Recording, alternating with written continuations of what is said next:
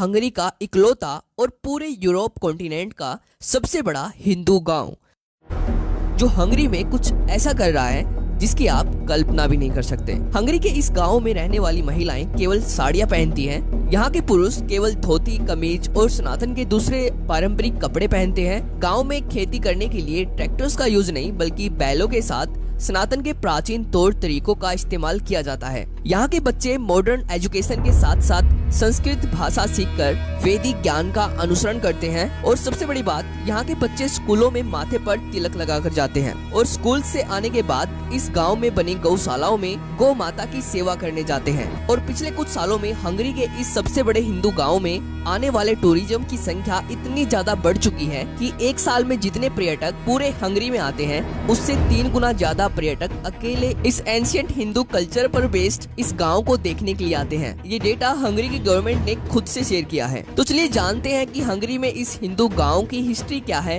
कैसे आज ये गांव हंगरी में इतना ज्यादा ट्रेंड कर रहा है, इसको किसने और क्यों बनाया, और जानेंगे कि कैसे यूरोपियन कंट्रीज में धीरे धीरे सनातन के एंशिएंट कल्चर की डिमांड बढ़ती जा रही है, जिससे इन देशों में सनातन के लिए एक बड़ी अपॉर्चुनिटी इंतजार कर रही है। तो इस वीडियो को पूरा जरूर देखना, बहुत सारी नई चीजों के बारे में आपको पता चलने वाला है। और अगर आपको ये वीडियो इम्पोर्टेंट लगती है तो वीडियो को लाइक करके इसको अपने रिलेटिव्स के साथ शेयर कर देना, जिससे इस वीडियो की रीच बढ़े और वीडियो ज्यादा से ज्यादा ऑडियंस तक पहुंचे। तो चलिए देखते हैं।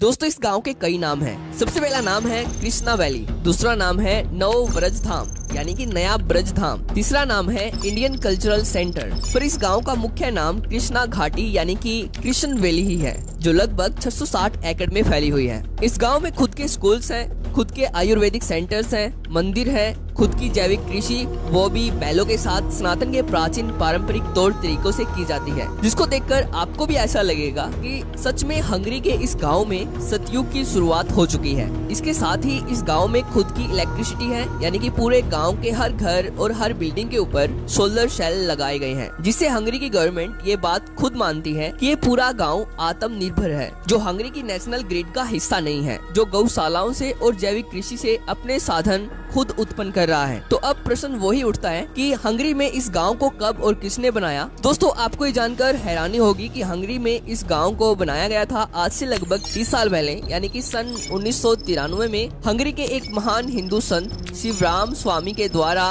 हंगरी में इस गांव की स्थापना की गई थी। और शिवराम स्वामी के निस्वार्थ भावना से किए गए सनातन के प्रति महान कामों को बताना शायद ही मेरे लिए इस वीडियो में पॉसिबल हो, क्योंकि अगर मैं इस महान संत के द्वारा किए गए सभी कामों को इस वीडियो में बताने लग जाऊं तो ये वीडियो 1 घंटे से ऊपर चली जाएगी। दोस्तों, शिवराम स्वामी का जन्म सन 1949 में हंगरी की कैपिटल बुडापेस्ट में हुआ था, और तब ये सनातन धर्म से दूर दूर तक कोई संबंध नहीं रखते थे। पर जब ये सन 1980 में लंदन आए तब इन्होंने भगवत गीता से प्रेरित होकर इस्कॉन को ज्वाइन किया और इस्कॉन के माध्यम से सनातन धर्म अपनाया और अपना सब कुछ छोड़ सनातन में एक साधु का जीवन अपना लिया और अपना सिंपल लिविंग और हाई थिंकिंग का मोटो बनाया, जो सनातन के वेदों से इंस्पायर्ड है। और इनको भगवत गीता इतनी ज्यादा पसंद आई कि हंगेरियन लैंग्वेज में भगवत गीता को ट्रांसलेट करने का पूरा क्रेडिट भी इन्हीं को दिया जाता है, जिसको पढ़कर बहुत सारे हंगरी के लोग सनातन धर्म अपना पाए हैं और इस हिंदू वैदिक गाँव में रहने के लिए प्रेरित हुए हैं। जिसके कारण साल 2009 में शिवराम स्वामी के कामों से खुश होकर हंगरी के उच्च शिक्षा और विज्ञान के तत्कालीन राज्य सचिव कैरोली मनहर्ज के द्वारा इनको हंगरी गणराज्य के गोल्ड क्रॉस ऑफ मेरिट से सम्मानित किया गया, जो हंगरी में दूसरा सबसे बड़ा पुरस्कार है। यह पुरस्कार शिवराम स्वामी के उत्कृष्ट और मूल्यवान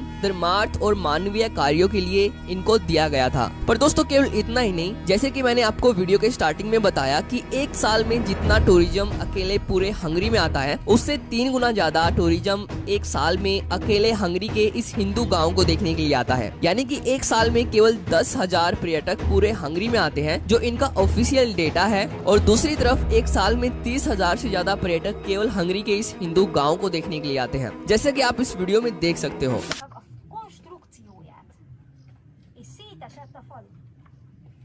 Mi veszett el belőle akkor?